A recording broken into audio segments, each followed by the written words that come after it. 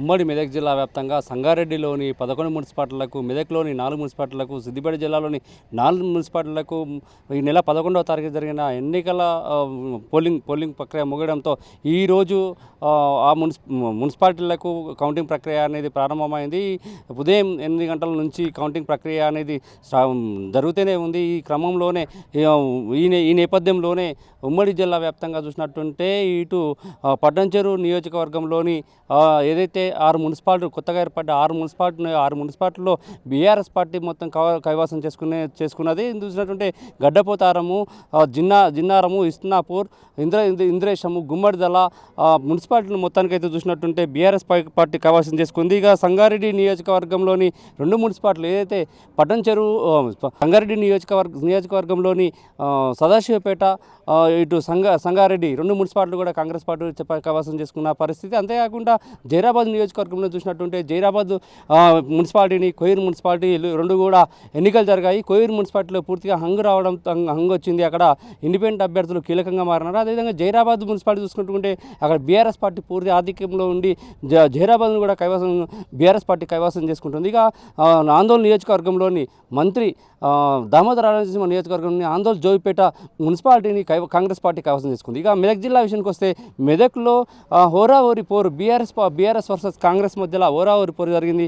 అందులో బీఆర్ఎస్ పార్టీకి 15 సీట్లు, కాంగ్రెస్కు 14, బీజేపీకి 2 సీట్లు, ఇటు బీఎస్పీకి 1 సీటు రావడంతో అక్కడ బీఆర్ఎస్ కాంగ్రెస్ మధ్యన పోరు గట్టిగా ఉన్నదని చెప్పవచ్చు. అదేవిధంగా ఏదైతే ఇటు బీజేపీకి సంబంధించిన ఇద్దరు కౌన్సిలర్లు, ఇటు బీఎస్పీ సంబంధించిన కౌన్సిలర్ మీదనే మొత్తానికైతే కైవసం చేసుకోవడం, ఎవరు కైవసం చేసుకున్నా వారు కాంగ్రెస్ పార్టీ అయినా బీఆర్ఎస్ పార్టీ అయినా కైవసం చేసుకోవడానికి ఈ ముగ్గురు మాత్రం కీలకంగా మారని చెప్పవచ్చు. అదే నర్సాపూర్లో చూసినట్టే నర్సాపూర్లో కాంగ్రెస్, బీఆర్ఎస్, బీజేపీ మధ్య త్రిముఖ పోరు నెలకొనడంతో ముగ్గురు మధ్యలో కూడా ఓరావరి పోరే ఉన్నది. అక్కడ కూడా ఏర్పడిన పరిస్థితి ఉంది. అక్కడ కూడా ఎక్సఫిషియో మెంబర్స్ యొక్క ఓట్లే కీలకంగా మారనున్నాయి. ఇక తూప్రాన్ మున్సిపాలిటీ చూసినట్టయితే తూప్రాన్లో మొత్తం బీఆర్ఎస్ పార్టీ avaనే కొనసాగింది.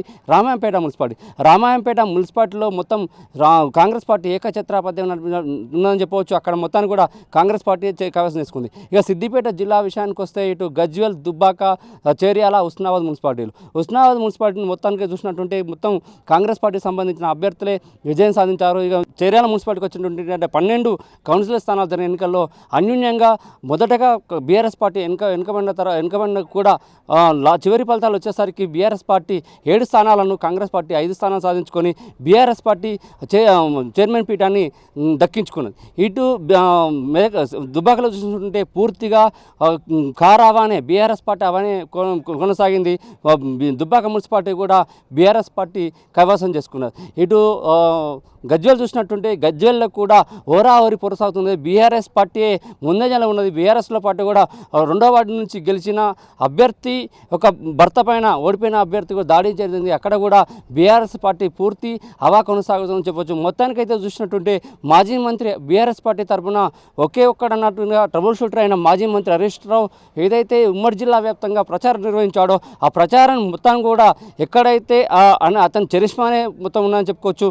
ముఖ్యంగా ఒక సంగారెడ్డి జిల్లాలోని సంగారెడ్డి, సదాశివపేట, కోహీర్, నారాయణఖేడ్ ఈ 4 మున్సిపాలిటీలు, ఇటు దామోదర కాన్స్టిట్యూషన్ జోగిపేటలో మాత్రమే కాంగ్రెస్ పార్టీ గెలుపొందింది.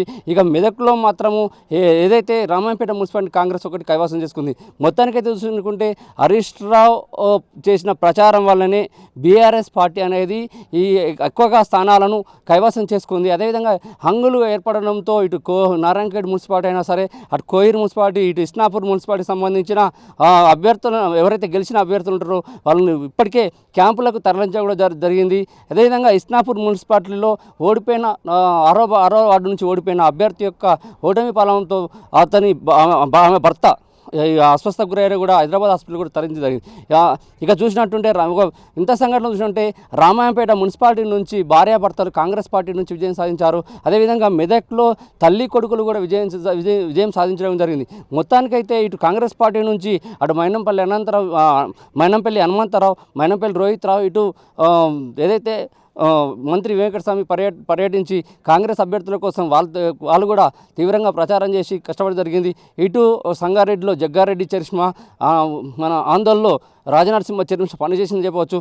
మొత్తానికైతే ఉమ్మడి మెదక్ జిల్లా వ్యాప్తంగా ఒకే ఒక్కడై హరీష్ రావు చరిష్మా గత 2 ఏళ్ల కాలం నుంచి కాంగ్రెస్ పార్టీ చేస్తున్న డోకా బాకీ కార్డులు కానీ, ఇటు గత 10 ఏళ్ల కాలంలో టీఆర్ఎస్ పార్టీ చేసిన అభివృద్ధి పనులే గెలిపించాయని చెప్పేసి బీఆర్ఎస్ నాయకులు చెబుతున్న పరిస్థితి. కెమెరామెన్ వెంకట్తో మల్లారెడ్డి, మెగా 9 మెదక్.